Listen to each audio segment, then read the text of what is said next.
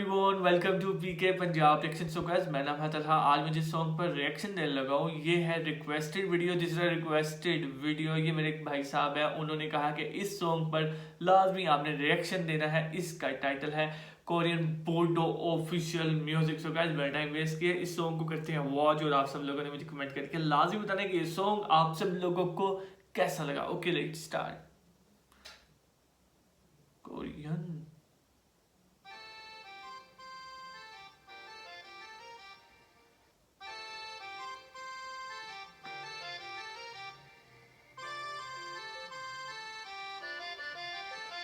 यार, इसका टाइटल मुझे समझ नहीं आई, कोरियन टाइटल क्यों रखा है।